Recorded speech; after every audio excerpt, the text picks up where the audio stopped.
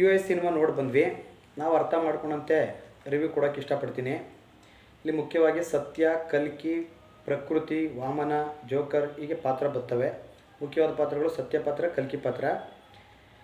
ಇಲ್ಲಿ ಸಾಮಾನ್ಯವಾಗಿ ಜನತೆ ಏನು ಭಾವಿಸಿದ್ದಾರೆ, ಕಲಿಯುಗದಲ್ಲಿ ಕಲ್ಕಿ ಬರ್ತಾನೆ, ಅವನು ಅನ್ಯಾಯ ಮಾಡಿದವರಿಗೆ ಶಿಕ್ಷೆ ಕೊಡ್ತಾನೆ, ಅನ್ಯಾಯಕ್ಕೆ ಒಳಗಾದವರಿಗೆ ಕಾಪಾಡ್ತಾನೆ ಎಂಬುದಾಗಿ ಜನತೆಯ ಅಭಿಪ್ರಾಯದಲ್ಲಿದೆ.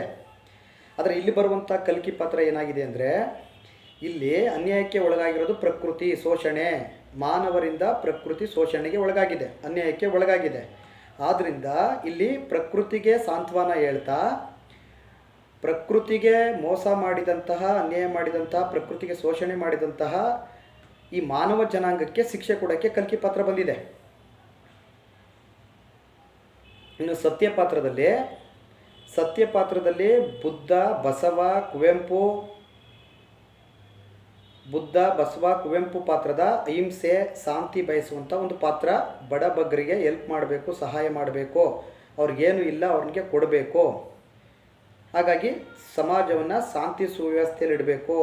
ಇಲ್ಲಿ ಕಾನೂನು ಹದಗೆಡಬಾರ್ದು, ಹಿಂಸೆ ರಕ್ತಪಾತ ನಡಿಬಾರ್ದು, ಗಲಾಟೆ ಆಗಬಾರ್ದು, ಬಡ ಶ್ರಮಿಕ ವರ್ಗದವರು ಉದ್ಧಾರ ಆಗಬೇಕು, ನಿಜವಾಗಿ ಸಮಾಜ ಅಭಿವೃದ್ಧಿ ಆಗಬೇಕು. ಇಲ್ಲಿ ಯಾವುದೇ ಜಗಳಗಳಾಗಬಾರ್ದು, ಗಲಾಟೆಗಳಾಗಬಾರ್ದು, ಅನ್ಯಾಯಗಳಾಗಬಾರ್ದು, ಬಡವರಿಗೆ ಒಂದು ಸೇವೆ ಸಲ್ಲಿಸಬೇಕು ಅನ್ನೋ ಒಂದು ಪಾತ್ರ ಬರುತ್ತೆ. ಜನತೆ ಆ ಸತ್ಯ ಪಾತ್ರವನ್ನು ಇಷ್ಟಪಡ್ತಾ ಇದ್ದಾಗ ಇಲ್ಲಿ ಪಿಕ್ ಪಾಕೆಟ್ ಮಾಡ್ತಿದ್ದಂತಹ ಲೂಟಿಕೋರರು ರಾಜಕಾರಣಿಗಳಾಗಿ ಪರಿವರ್ತನೆ ಆಗ್ತಾರೆ.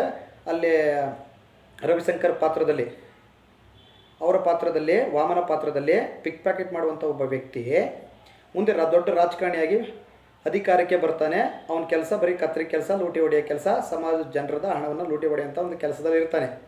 ಯಾವಾಗ ಜನ ಸತ್ಯದ ಕಡೆ ತಿರುಗ್ತವ್ರೆ, ಸತ್ಯ ಎಂಬ ಪಾತ್ರದ ಕಡೆ ತಿರುಗ್ತವ್ರೆ, ಅವ್ನು ಹೇಳೋದನ್ನು ಒಪ್ಕೋತವ್ರೆ, ಅವನು ಯಾವುದೇ ಜಾತಿ ಭೇದ ಭಾವ ಮಾಡಲ್ಲ, ಧರ್ಮ ಭೇದ ಭಾವ ಮಾಡಲ್ಲ, ಎಲ್ಲ ಬಡ ವರ್ಗದವರಿಗೆ ಒಳ್ಳೆಯದಾಗಬೇಕು ಅಂತ ಬಯಸ್ತವನೆ. ಬುದ್ಧ, ಕುವೆಂಪು ಸಮಾಜ ಸುಧಾರಕರ ತತ್ವವನ್ನು ಇಟ್ಕೊಂಡು ಪ್ರಗತಿಪರ ಚಿಂತಕನಾಗಿ ಬಂದಿದ್ದಾನೆ ಸತ್ಯ. ಆಗ ಸತ್ಯ ಬೆಳಿತಾವನೆ, ಸತ್ಯ ಕಡೆ ಹೋಗ್ತಾ ಇದೆ ಜನ ಎಲ್ಲ ಎಂಬ ಕಾರಣಕ್ಕೆ ವಾಮನ ಪಾತ್ರ ಏನು ಮಾಡುತ್ತೆ, ಅವನು ಎದುರಿಸಕ್ಕೆ ಅಂತ ಕಳಿಸ್ದಾಗ ಈಗಾಗಲೇ ಹೇಳಿದಂತೆ ಕಲ್ಕಿ ಪಾತ್ರ ಏನು ಬಂದಿದೆ ಇಲ್ಲಿ, ಕಲ್ಕಿ ಪಾತ್ರ ಜನತೆ ಅಂದ್ಕೊಂಡಿರೋದು ನಮಗೆ ಅನ್ಯಾಯ ಆಗ್ತಾಯಿದ್ರೆ ಅನ್ಯಾಯ ಮಾಡಿದವ್ರಿಗೆ ಶಿಕ್ಷೆ ಕೊಡೋಕ್ಕೆ, ನಮಗೆ ರಕ್ಷಣೆ ಕೊಡೋಕ್ಕೆ ಬಂದಿದೆ ಅಂತ ಅಂದ್ಕೊಂಡಿದ್ದಾರೆ.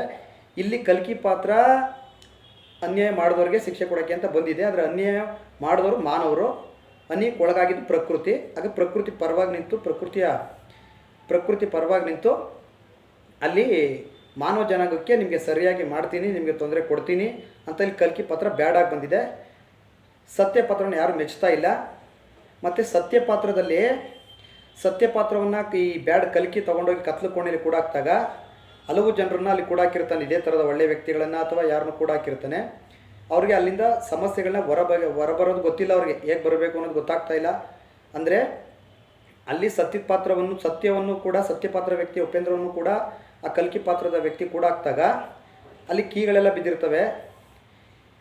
ಬಿದ್ದಿರ್ತವೆ. ಅಂದರೆ ಸಮಸ್ಯೆಗೆ ಸೊಸೈಟಿಯಲ್ಲಿ ಪರಿಹಾರ ಇದೆ. ಬುದ್ಧ 2500 ವರ್ಷಗಳ ಹಿಂದೆ ಈ ಸಮಾಜವನ್ನು ನೋಡಿದ ರೀತಿ, ಸಮಾಜದಲ್ಲಿ ಕಷ್ಟಗಳಿದೆ, ಸಮಸ್ಯೆಗಳಿದೆ, ಸಾವು ರೋಗ ಇವೆಲ್ಲ ಇದೆ. ಇದಕ್ಕೆ ಕಾರಣ ಏನು ಅಂತ ಅವನು ರಾಜಭೋಗ ತ್ಯಜಿಸಿ ಕಾಡುಗೋದ, ಅಲ್ಲಿ ಮರದ ಕೆಳಗಡೆ ಕೂತ್ಕೊಂಡು ಏಕಾಂಗಿಯಾಗಿ ಕಣ್ಣು ಮುಚ್ಕೊಂಡು ಈ ಸಮಸ್ಯೆಗೆ ಪರಿಹಾರ ಕಂಡುಹಿಡಿತಾ ಹೋದ, ನಿಧಾನಕ್ಕೆ ಯೋಚನೆ ಮಾಡಿ. ಅಲ್ಲಿ ಸತ್ಯ ಪಾತ್ರದಲ್ಲೂ ಕೂಡ ಅಲ್ಲಿ ಅನೇಕ ಕೀಗಳು ಬಿದ್ದಿರೋದೇ ಆಗಿರ್ಬೋದು. ಅಲ್ಲಿ ಒಂದೊಂದನ್ನೇ ಯೋಚನೆ ಮಾಡಿ ಪ್ರಾಬ್ಲಮ್ಗೆ ಸೊಲ್ಯೂಷನ್ಗೆ ಇದರಿಂದ ಹೊರಬರಬೇಕು ಅಂದರೆ ಹೇಗೆ ಮಾಡಬೇಕು, ಸೊಲ್ಯೂಷನ್ ನಿಧಾನವಾಗಿ ಯೋಚಿಸಿ, ಅಲ್ಲಿ ಏನೋ ಒಂಥರ ಆಸೆ ದುಃಖಕ್ಕೆ ಮೂಲ ಕಾರಣ ಎಂಬ ರೀತಿಯಲ್ಲಿ ಅಲ್ಲಿ ಸಮಸ್ಯೆಗಳು ಹೇಗೆ ಹೊರಬರುತ್ತಾನೆ ಆ ಸತ್ಯ ಪಾತ್ರ ಅನ್ನೋದನ್ನು ಅಲ್ಲಿ ಕೊಟ್ಟಿದ್ದಾರೆ. ನಿಧಾನವಾಗಿ ಯೋಚಿಸಿ ಅಲ್ಲಿರೋ ಜನರಿಗೆ ಬೆಳಕಂಡ್ರಾಗಲ್ಲ, ಬೆಳಕು ಕಂಡ್ರೆ ಸಾಕು, ಅಲ್ಲಿರೋರು, ಅಲ್ಲಿ ಕೂಡಾಕ್ತವರು ಅಲ್ಲಿ ಸತ್ಯವಾದ ಪಾತ್ರ ವ್ಯಕ್ತಿಗೆ ಬಡಿತಾ ಇರ್ತಾರೆ, ಕೂಡಾಕ್ತಿರ್ತಾರೆ. ಯಾಕೆಂದರೆ ಅವರೆಲ್ಲ ಒಳ್ಳೆಯದನ್ನು ಬಯಸಕ್ಕೆ ಬಂದವ್ರಿಗೆ ಕೆಟ್ಟದಾಗಿದೆ. ಹಾಗಾಗಿ ಅವ್ರಿಗೆ ವಿಚಾರವಂತಿಕೆ ಗುಣಗಳು ಬೇಕಾಗಿಲ್ಲ, ಕೆಟ್ಟದಾಗುತ್ತೆ ಅನ್ನೋ ಆಲೋಚನೆ ಇದೆ. ಹಾಗಾಗಿ ಅವನು ಆ ಸಮಸ್ಯೆಗೆ ಪ್ರಾಬ್ಲಮ್ನ ಕತ್ತಲೆಯಿಂದ ಬೆಳಕಿಗೆ ಬಂದ, ಜ್ಞಾನೋದಯ ಪಡ್ಕೊಂಡ. ಸಮಾಜದಲ್ಲಿರೋ ಒಂದು ಸೊಸೈಟಿಗೆ ಕೆಲವೊಂದು ಮೂಢನಂಬಿಕೆ, ಅನಾಚಾರಗಳು, ಈ ರಾಜಕೀಯ ದೊಳ್ಳೂರಿಗಳು, ಅವು ಇವು ಎಲ್ಲ ಈ ಸಮಸ್ಯೆಗೆ ನಮ್ಮಲ್ಲೇ ಸೊಲ್ಯೂಷನು ಇದೆ ಅನ್ನೋದನ್ನು ಇನ್ನರಾಗಿ ತೋರಿಸಿದ್ದಾರೆ ಸತ್ಯ ಪಾತ್ರದಲ್ಲಿ. ಅಲ್ಲಿ ನಮ್ಮಲ್ಲಿ ಸಮಸ್ಯೆ ಇದೆ, ಆ ಸಮಸ್ಯೆಗೆ ನಮ್ಮಲ್ಲಿ ಸೊಲ್ಯೂಷನ್ ಇದೆ ಅನ್ನೋ ರೂಪದಲ್ಲಿ ಅಲ್ಲಿ ಕೀಗಳು ಹರಡಿದೆ ಆಗಿರ್ಬೋದು, ಅದರಲ್ಲಿ ಬಿಡಿಸ್ಕೊಂಡು ಹೊರಬರೋದೇ ಆಗಿರ್ಬೋದು, ನಿಧಾನಕ್ಕೆ ಯೋಚನೆ ಮಾಡಿ ಅಲ್ಲಿರೋ ಪ್ರಾಬ್ಲಮ್ಗೆ ಸೊಲ್ಯೂಷನ್ ಕಂಡುಕೊಂಡು ಹೊಸ ಜ್ಞಾನ ಪಡ್ಕೊಂಡು ಕತ್ತಲೆಯಿಂದ ಬೆಳಕಿಗೆ ಬಂದ ಅನ್ನೋ ರೀತಿ ಸತ್ಯಪಾತ್ರದಲ್ಲಿ ತೋರಿಸಿದ್ದಾರೆ. ನಂತರ ಇಲ್ಲಿ ಕಲ್ಕಿ ಬ್ಯಾಡಾಗಿ ಬಂದು ಜನತೆಯಲ್ಲಿ ಕಲ್ಕಿ ಅಂದರೆ ಒಳ್ಳೆಯ ರಕ್ಷಕನಾಗಿ ಬಂದಿದ್ದಾನೆ ತಿಳ್ಕೊಂಡಿದ್ದಾನೆ. ಆದರೆ ಪ್ರಕೃತಿಯಾಗೆ ಮೋಸ ಮಾಡಿದಂಥ ಜನತೆಗೆ ಕೆಟ್ಟದ್ದು ಮಾಡಬೇಕು ಅನ್ನೋ ಕಾರಣಕ್ಕೆ ಕಲ್ಕಿಯಲ್ಲಿ ಬಂದಿದ್ದಾನೆ. ಜನತೆಗೆ ಅರ್ಥ ಆಗಿಲ್ಲ. ಅವನು ರಾಜಕೀಯ ವ್ಯಕ್ತಿ ವಾಮನ ಅಂತೆಲ್ಲ ಬಳಸ್ಕೊಂಡು ಹಂತವಾಗಿ ಮೇಲೆಳಿತಾನೆ. ಜನರು ಕೂಡ ಅವ್ರಿಗೆ ಸಪೋರ್ಟ್ ಮಾಡ್ತಾರೆ. ಆಮೇಲೆ ನೆಕ್ಸ್ಟ್ ಎಲೆಕ್ಷನಲ್ಲಿ 20% ನೆಕ್ಸ್ಟ್ ಎಲೆಕ್ಷನಲ್ಲಿ ಹಣ ಖರ್ಚು ಮಾಡಬೇಕು. ಹಣ ಖರ್ಚು ಮಾಡೋಕ್ಕೆ ದುಡ್ಡು ಬೇಕು. ಹಾಗಾಗಿ ಕಮಿಷನ್ ಹೆಚ್ಚನೆ ಮಾಡ್ತಾನೆ.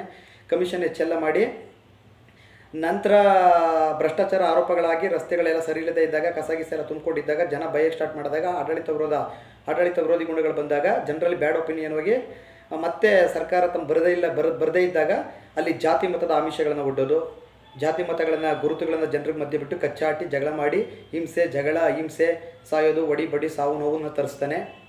ಸತ್ಯಪಾತ್ರ ಬೆಳಕಿಂದ ಜ್ಞಾನ ಪಡ್ಕೊಂಡು ಅಲ್ಲಿಂದ ತಪ್ಪಿಸ್ಕೊಂಡು ಬಂದ ಮೇಲೆ ಈ ಜನತೆಗೆ ಮತ್ತೆ ಆ ಜಾತಿ ಬಿಡಿ, ಧರ್ಮ ಬಿಡಿ, ಈ ಗಲಾಟೆ ಬಿಡಿ, ಶಾಂತಿಯುತವಾಗಿ ಬದುಕೋಣ ಅಂತ ಕುವೆಂಪು, ಗಾಂಧಿ, ಬಸವಣ್ಣ, ಸಮಾಜ ಸುಧಾರಕರು ಏನು ಚಿಂತಕರು ಬಂದರು ಆ ತತ್ವದಲ್ಲಿ ಬಡ ಬಗ್ಗರಿಗೆ ಸೇವೆ ಮಾಡ್ತಾ ಒಳ್ಳೆಯದನ್ನು ಬಯಸ್ತಾ ಸಮಾಜದ ಗಲಾಟೆ ಆಗಬಾರ್ದು, ಶಾಂತಿ ಆಗಬಾರ್ದು, ಯಾವುದೇ ಬಡ ಮಕ್ಕಳು ಪ್ರಾಣ ಹಾನಿ ಆಗಬಾರ್ದು, ಗಲಾಟೆಗಳಾಗಬಾರ್ದು, ನಮ್ಮ ಪ್ರಾಣ ಹೋಗ್ತವೆ ಎಂಬ ಕಾರಣಕ್ಕೆ ಜನತೆಗೆ ಒಳ್ಳೇದು ಮಾಡೋಕ್ಕೆ ಅಂತ ಬರ್ತಾ ಇರುತ್ತೆ. ಈ ಸಮಯದಲ್ಲಿ ಮತ್ತೆ ಏನು ಮಾಡ್ತಾರೆ, ಇವೆಲ್ಲವನ್ನು ಶಮನ ಮಾಡಿದಂತಾಗ ಕಲ್ಕಿ ಪಾತ್ರ ಬಂದು ಮತ್ತೆ ನೀವು ಜಾತಿಗೆ ಬೇರೆಗಳೆಲ್ಲ ಜಾತಿ ಇದೆ, ನಿಮಗೆ ಜಾತಿ ಇಲ್ವಾ ಅಂತ ಹೋದಾಗ ಕೊನೆಯ ಅಸ್ತ್ರ ಎಲ್ಲರೂ ದೇವರು ಅಂದರೆ ಎದುರುತ್ತಾರೆ. ಭಾವನಾತ್ಮಕವಾಗಿ ದೇವರು ಅಂದರೆ ಎಲ್ಲರೂ ಎದುರುತ್ತಾರೆ. ಕೊನೆಯ ಅಸ್ತ್ರನ ರಾಜಕೀಯ ವ್ಯಕ್ತಿಗಳು ದೇವ್ರ ಪಾತ್ರವನ್ನು ಬಂಡವಾಳ ಮಾಡಿಕೊಂಡು ಹೇಗೆ ಬಂದರು. ಆಗ ಚಿಂತಕ ಪ್ರಗತಿಪರವಾದದಲ್ಲಿದ್ದಂತಹ ಆ ಸತ್ಯ ಪಾತ್ರ ಹೇಳ್ತಾರೆ, ನಾವು ಸೃಷ್ಟಿ ಮಾಡಿದ ದೇವರುಗಳು, ಹಾಗಾಗಿ ನಾನು ಇವುಗಳನ್ನ ದಾಟಿ ತುಳಿತಾ ಬರ್ತೀನಿ ಅಂತ ಹೇಳಿದಾಗ ಅಲ್ಲಿರೋ ಜನ ಭಾವನಾತ್ಮಕವಾಗಿ ದೇವರೋಧಕ್ಕೆ ಒಳಗಾಗಿ ಆ ಸತ್ಯವನ್ನು ಮರೆಮಾಚ್ತಾರೆ. ಸತ್ಯವನ್ನು ಒಟ್ಟಿನ ಕತ್ಲೆ ಕೋಣೆಲೆ ಇರೋ ಥರ ಮಾಡ್ತಾರೆ. ಸತ್ಯಕ್ಕೆ ಬೆಲೆ ಇಲ್ಲ ಅನ್ನೋದನ್ನು ತೋರ್ಪಡಿಸ್ತಾರೆ. ಮತ್ತು ಜನರಿಗೆ ದೇವ್ರ ವಿಚಾರದಲ್ಲಿ ಭಾವನಾತ್ಮಕ ವಿಷಯವಿದೆ. ಹಾಗಾಗಿ ಆ ವಿಚಾರದಲ್ಲಿ ಅವರು ತಮಗೆ ಬಡತನ ಬಂದರೂ ಪರವಾಗಿಲ್ಲ, ಸಾವು ನೋವು ಉಂಟಾದರೂ ಪರವಾಗಿಲ್ಲ, ಆದರೆ ದೇವ್ರ ವಿಚಾರದಲ್ಲಿ ದೇವ್ರ ವಿಚಾರಕ್ಕೆ ಬಂದಾಗ ನಾವು ಸುಮ್ಮನೆ ಕೂತ್ಕೊಳ್ಳಲ್ಲ ಅನ್ನೋದನ್ನು ತೋರ್ಪಡಿಸಿದ್ದಾರೆ. ನಂತರ ನಿಮಗೆ ಗೊತ್ತಿರುವಂತೆ ಅವರು ವಾರ್ನರ್ ಬಿಟ್ಟಾಗ ಹೇಳಿದೆ, ನಾವು ಮಂಗಳ ಗ್ರಹಕ್ಕೆ ಹೋದಂಥ ಫೋಲ್ ಪ್ರಿಡ್ ಇದೆ, ಅಲ್ಲಿ ಕೊಳವೆ ಬಾವಿಲಿ ಬೀಳ್ತಾನೆ, ಮತ್ತು ಮೊಬೈಲ್ ಬೇಕು, ಟ್ರೋಲ್ ಆಗಬೇಕು, ಶ್ರೀಮಂತರು ವ್ಯಕ್ತಿಗಳ ಜೀವನದ ಘಟನೆ ಏನಾಯಿತು ಅನ್ನೋದ್ರ ಕಡೆ ಗಮನ ಇದೆ, ಬಿಗ್ ಬಾಸು, ಕ್ರಿಕೆಟು ಈ ಕಡೆ ಗಮನ ಇದೆ. ಅವ್ರಿಗೆ ತನ್ನ ಜೀವನದಲ್ಲಿ ಏನು ನಡೀತೈತೆ, ಈ ಸರ್ಕಾರಗಳಿಂದ ತಮಗೇನು ಅನ್ಯಾಯ ಆಗ್ತೈತೆ, ತಮ್ಮ ಟ್ಯಾಕ್ಸ್ ದುಡ್ಡು ಎಲ್ಲೋ ಹೋಗ್ತೈತೆ, ಹೇಗೆ ಭ್ರಷ್ಟಾಚಾರ ಲಂಚಾಚಾರ ಮಾಡ್ತಿದ್ದಾರೆ ಅದ್ರ ಬಗ್ಗೆ ಹೆಚ್ಚು ಕಾಳಜಿ ಇಲ್ಲ. ನಂತರ ಯಾರಾದರೂ ಆ ಜಾತಿಯನ್ನು ನೇಮಕ ಮಾಡಬೇಕಾಗಿತ್ತು, ಈ ಜಾತಿಯನ್ನು ನೇಮಕ ಮಾಡಬೇಕಿತ್ತು, ಊಟ ಕೊಡೋಕ್ಕೆ ನಮ್ಮ ಜಾತಿಯವನೇ ಆಗಿದ್ದರೆ ನಮಗೆ ಹೆಚ್ಚಾಗಿ ಕೊಡ್ತಿದ್ದೆ, ಬೇರೆ ಜಾತಿ ಆಗಿರೋದ್ರಿಂದ ಅಂದ್ಬಿಟ್ಟು ಅಲ್ಲೆಲ್ಲ ಧಿಕ್ಕಾರಗಳು ನಡೀತವೆ. ಮತ್ತು ಬಡವ ಏನಾದರೂ ಧಿಕ್ಕಾರ, ಸರ್ಕಾರದ ತಪ್ಪು ಕೆಲಸಕ್ಕೆ ಧಿಕ್ಕಾರ ಅಂತ ಹೋಗಿದ್ರೆ ಪವರ್ ಇರೋದು ಸರ್ಕಾರ ಕೈಲಿ, ಹಾಗಾಗಿ ಪವರ್ ಸರ್ಕಾರ ಕೈಲಿ ಇರೋದ್ರಿಂದ ಯಾವ ಧಿಕ್ಕಾರಕ್ಕೆ ಹೋದರೂ ಆಗಲ್ಲ. ಯಾಕೆಂದರೆ ಪವರ್ ಅವ್ರ ಕೈಲಿದೆ, ಪವರು ಏನು ಬೇಕಾದರೂ ಶಮನ ಮಾಡುತ್ತೆ ಅನ್ನೋದನ್ನು ತೋರಿಸಿದ್ದಾರೆ. ಮತ್ತು ರಾಜಕೀಯ ಮತ್ತು ಮೀಡಿಯಾದವರು ಕರ್ತವ್ಯ ಪ್ರಜ್ಞೆ ಮರೆತಿದ್ದಾರೆ, ಸಮಾಜ ಪರ ಕಾಳಜಿ ಮನೋಭಾವ ಮರೆತಿದ್ದಾರೆ. ಬದಲಾಗಿ ರಾಜಕೀಯ ಪಕ್ಷಿಗಳ ಅವನ ಗೆಲುವು, ಇವನು ಸೋಲು, ಇವನು ಲೆಕ್ಕಾಚಾರ, ಆ ಲೆಕ್ಕಾಚಾರ ಮಾತ್ರ ತೋರಿಸ್ತಾರೆ. ಸಮಾಜ ಪರ ಕಾಳಜಿ ಪರ ಬಡವರ ಪರವಾಗಿ ನಿಂತ್ಕೋಬೇಕಾಗಿರೋ ಮೀಡಿಯಾದ ಬಗ್ಗೆ ಕಾಲು ಎಳೆದಿದ್ದಾರೆ. ಹಾಗಾಗಿ ಜನತೆ ಇಲ್ಲಿ ಕಲ್ಕಿ ತಮಗೆ ಒಳ್ಳೇದು ಬಯಸಕ್ಕೆ ಬಂದಿದ್ದಾನೆ ಅಂತ ಜನತೆ ಅಂದ್ಕೊಂಡಿದ್ದಾರೆ. ಆದರೆ ಕಲ್ಕಿ ಪ್ರಕೃತಿಗೆ ಅನ್ಯಾಯ ಆಗಿದೆ, ಅದಕ್ಕೆ ಅನ್ಯಾಯ ಮಾಡಿದ ಮನುಷ್ಯ. ಹಾಗಾಗಿ ಮನುಷ್ಯ ಜನ್ಮಕ್ಕೆ ಸರಿಯಾದ ಪಾಠವನ್ನು ಕಲಿಸ್ತೀನಿ, ಅವ್ರಿಗೆ ನಾನು ಕೆಟ್ಟದ್ದು ಮಾಡ್ತೀನಿ ಅಂತ ಒಂದು ಕಲ್ಕಿ ಪಾತ್ರ ಇಲ್ಲಿ ಬಂದಿದೆ. ಮತ್ತು ಇಲ್ಲಿ ರಾಜಕಾರಣಿಗಳಿಗೆ ಅಲ್ಲಿ ಜಾತಿ ಧರ್ಮದ ಬಡಿದಾಟದ ಇಲ್ಲದೇ ಇರ್ಬೋದು. ಸೆಂಟ್ರಲ್ ಪೋಸ್ಟ್ಗೋಸ್ಕರ ಜಾತಿ ಧರ್ಮದ ಕಿತ್ತಾಟಕ್ಕೆ ಅಲ್ಲಿ ಸಂಪ್ರಸಾದ್ ಒಪ್ಕೊಳ್ಳುವಂಥ ಒಂದು ವಾಮನ ಪಾತ್ರ ಅಲ್ಲಿ ಬರುತ್ತೆ. ಹಾಗಾಗಿ ಇಲ್ಲಿ ಭಾವನಾತ್ಮಕವಾಗಿ ಜನರು ಹೇಗೆ ತಮ್ಮ ತಿನ್ನೋದಕ್ಕೆ ಅನ್ನ ಇಲ್ಲ ಅಂದರೂ, ಸುತ್ತಮುತ್ತ ಜಾಗ ಚೆನ್ನಾಗಿಲ್ಲ ಅಂದರೂ ಕೂಡ ಭಾವನಾತ್ಮಕವಾದ ವಿಚಾರಗಳಿಗೆ ಮುಖ್ಯವಾಗಿ ಬೆಲೆಯಲ್ಲಿ ಕೊಡ್ತಾರೆ. ನಂತರ ಯಾರಾದರೂ ಒಬ್ಬರು ಸರ್ಕಾರದವ್ರು ಮಾಡ್ತಿರೋ ಅನ್ಯಾಯಗಳನ್ನು, ಪ್ರಶ್ನೆಗಳನ್ನು ಮಾತಾಡಿದಾಗ ದೇಶದ್ರೋಹಿ, ನೀನು ಭಾರತ ದೇಶದ ಬಗ್ಗೆ ನೀವು ಮಾತಾಡ್ತೀಯ ಅಂತ ಅವನಿಗೆ ಅವನ್ನ ಕೆಳಗಡೆ ತುಳಿಯುವಂಥ ಕೆಲಸ ಮಾಡಿರೋದು. ಹಾಗೆ ಮೀಡಿಯಾದವ್ರ ಬಗ್ಗೆನೂ ಕೂಡ ಕಾಲ ಎಳೆದಿದ್ದಾರೆ. ಮೀಡಿಯಾ ಕರ್ತವ್ಯ ಪ್ರಜ್ಞೆನ ಮರ್ತಿದ್ದಾರೆ, ಸಮಾಜದ ಪರವಾಗಿ ಕಾಳಜಿ ತೋರಿಲ್ಲ. ಅವರು ಬರೀ ರಾಜಕೀಯ ವ್ಯಕ್ತಿಗಳ ಸೋಲು ಗೆಲುವಿನ ಲೆಕ್ಕಾಚಾರದ ಮಾತ್ರ ಮಾತಾಡ್ತಾರೆ ಅನ್ನೋ ಥರ ಕಲ್ಕಿ ಇನ್ನಿಬ್ಬರು 2 ಪಕ್ಷದವ್ರ ಜೊತೆ ಹೊಡೆದಾಟ ಮಾಡಬೇಕಾದ್ರೆ ಬಂದು ಯಾರ ಗೆಲುವು ಯಾರ ಸೋಲು ಅಂತ ಹೇಳ್ತಾರೆ. ಹಾಗಾಗಿ ಅಲ್ಲಿ ಕರ್ತವ್ಯ ಪ್ರಜ್ಞೆ ಮರ್ತಿದ್ದಾರೆ ಎಂಬುದನ್ನು ಅಲ್ಲಿ ತೋರ್ಪಡಿಸಿದ್ದಾರೆ. ಸತ್ಯವಾದ ಪಾತ್ರದ ಮೂಲಕ ಸತ್ಯವನ್ನು ಜನ ಹೇಗೆ ಒಪ್ಕೊಳ್ಳಿಲ್ಲ, ಮರೆಮಾಚಿದ್ರು ಅನ್ನೋದನ್ನು ತೋರಿಸಿದ್ದಾರೆ. ಮತ್ತು ರಾಜಕೀಯದಲ್ಲಿ ಭ್ರಷ್ಟಾಚಾರ ನಡೀತಿದೆ ಗೊತ್ತು, ಎಲ್ಲ ಮಾಡ್ತಿದ್ದಾರೆ ಅಂತ ಗೊತ್ತಾದರೂ ಕೂಡ ನಂತರ ಜನರು ಒಟ್ಟು ಬೇರೆ ಕಡೆ ಹೋಗ್ತಿದೆ ಎಂಬ ಕಾರಣಕ್ಕೆ ರಾಜಕೀಯ ವ್ಯಕ್ತಿಗಳು ಯಾವ ರೀತಿ ಜಾತಿ ಮತಗಳನ್ನು ಅಡ್ಡ ತಂದು ಬಡಿದಾಡೋ ಥರ ಮಾಡ್ತಾರೆ. ನಂತರ ಅದನ್ನೂ ಶಮನ ಮಾಡೋದಕ್ಕೆ ಸತ್ಯ ಅನ್ನೋ ಒಂದು ಪಾತ್ರ ಚಿಂತಕ ಬಂದು ಎಲ್ಲವನ್ನು ಶಮನಗೊಳಿಸೋದಕ್ಕೆ ಜಾತಿವಾದ ಬೇಡ ಅಂತ ಹೋದರೂ ಕೂಡ ನಂತರ ದೇವರು ಎಂಬ ಭಾವನಾತ್ಮಕ ವಿಷಯದಲ್ಲಿ ಹೇಗೆ ಅವ್ರನ್ನ ತಂದು ಅವ್ರನ್ನ ಕಟ್ಟಾಕಿ ಮತ್ತೆ ತನ್ನ ಕಡೆಗೆ ಸೆಳ್ಕೊಳ್ಳೋಂಥ ಪ್ರಯತ್ನವನ್ನು ಮಾಡ್ತಾನೆ. ಮತ್ತು ಆಗ್ತಾ ಇರೋದು ಅನ್ಯಾಯ ಅಂತ ಜನತೆ ಗೊತ್ತಾದ ಮೇಲೆ ಕಲ್ಕಿ ಎಂಬ ಪತ್ರದ ಮೇಲೆ ತಿರುಗಿ ಬಿದ್ದಾಗ ಅವಾಗ ಧಿಕ್ಕಾರಕ್ಕಿಂತ ಅಧಿಕಾರಕ್ಕೆ ಜಾಸ್ತಿ ಇದೆ, ಅಧಿಕಾರ ಪವರ್ ನನ್ನ ಹತ್ರ, ನಿನ್ನ ಹತ್ರ ಏನೈತೆ, ನನ್ನ ಹತ್ರ ಗನ್ ಐತೆ, ಸೈನಿಕ ಮಿಲಿಟ್ರಿ ಐತೆ, ಪೊಲೀಸ್ ವ್ಯವಸ್ಥೆ ಐತೆ, ನಿಮ್ಮನ್ನು ಶೂಟ್ ಮಾಡಿ ಬಿಸಾಕ್ತೀನಿ ಅನ್ನೋ ಒಂದು ಪಾತ್ರ ಕೊಟ್ಟಿದ್ದಾರೆ. ಹಾಗಾಗಿ ಒಟ್ಟಾರೆ ಜನಕ್ಕೆ ಇಲ್ಲಿ ನೀವು ರಾಜಕೀಯ ವ್ಯಕ್ತಿಗೆ ವೋಟ್ ಹಾಕಲ್ಲ ಅಂತ ತೋರ್ಪಡಿಸಿದ್ದಾರೆ. ಆಮೇಲೆ UPP ಪಕ್ಷದ್ದು ಕೂಡ ಅಲ್ಲಿ ತೋರ್ಪಡಿಸಿದ್ದಾರೆ. ಜನ ಇದ್ದಕ್ಕಿದ್ದಾಗಿ ಒಂದು ಅರಮನೆ ಥರ ರೀತಿ ಬರ್ತಾರೆ. ಅಂದರೆ ಚುನಾವಣೆ ಎಲೆಕ್ಷನ್ನು ಅದು ದೇಶ ಸ್ವಾತಂತ್ರ್ಯಕ್ಕೆ ಬಂದ ದಿನ ಆಗಿರ್ಬೋದು, ದೇಶ ಸ್ವತಂತ್ರಕ್ಕೆ ಬಂದ ದಿನ ಆಗಿರ್ಬೋದು, ಅಥವಾ ಚುನಾವಣೆ ನಡೆಯೋ ದಿನ ಆಗಿರ್ಬೋದು. ಅಲ್ಲಿ ಆ ಚುನಾವಣೆಯ ಮುಖಾಂತರ ಜನರು ತಮ್ಮ ಅಭಿವೃದ್ಧಿನ ಬದಲಾಯಿಸ್ಕೋಬೋದು. ಅವಕಾಶ ಇದೆ ಪ್ರಜಾಪ್ರಭುತ್ವದಲ್ಲಿ. ಪ್ರಜೆಗಳು ರಾಜರಾಗ್ಬೋದು. ಆಗ ಸುಂದರವಾದ ಅರಮನೆ ಬಂದಾಗ ನಾವಿಲ್ಲೇ ಇರೋಣ, ಮೇಲ್ಗಡೆ ಫ್ಲೋರ್ಗೆ ಎಲ್ಲ ನಾವು ಮೊಬೈಲಲ್ಲೇ ಕಮ್ಯುನಿಕೇಟ್ ಮಾಡ್ಕೊಂಡು ಕೇಳ್ಕೊಳ್ಳೋಣ ಅಂತ ಹೇಳಿದಾಗ ಇಲ್ಲ ಬೇಡ, ನಾವು ಮಾಡೋಕ್ಕಾಗಲ್ಲ, ಅದು ಲೀಡರ್ ಮಾಡಬೇಕು, ಲೀಡರ್ ಅಂದ್ಬಿಟ್ಟು ತಿರ್ಗ ಮತ್ತೆ ಜನತೆ ಕಲ್ಕಿನ ಫಾಲೋ ಮಾಡ್ತಾರೆ, ಕಲ್ಕಿ ಲೀಡರ್ನ ಹಿಂಬಾಲಿಸ್ತಾರೆ. ಅಂದರೆ ಚುನಾವಣೆ ಅನ್ನೋದು ಪ್ರಜೆಗಳ ದಿಕ್ಕನ್ನು ಬದಲಾಯಿಸುವಂಥ ಗುಣ. ಅಲ್ಲೂ ಕೂಡ ಪ್ರಜೆಗಳು ಸೋಲ್ತಾರೆ, ಮತ್ತೆ ಲೀಡರ್ ಹಿಂದೆ ಹೋಗ್ತಾರೆ. ಅವರವರೇ ಕೆಲಸ ಹಂಚ್ಕೊಂಡು ಸರಳವಾಗಿ ಬದುಕೋಣ, ಟೆಕ್ನಾಲಜಿ ಯೂಸ್ ಮಾಡ್ಕೊಳ್ಳೋಣ ಅಂತೆಲ್ಲ ಹೇಳಿದ್ರು ಕೂಡ ಕೇಳಲ್ಲ, ಅಲ್ಲಿ ಲೀಡರ್ ಹಿಂದೆನೇ ಹೋಗ್ತಾರೆ.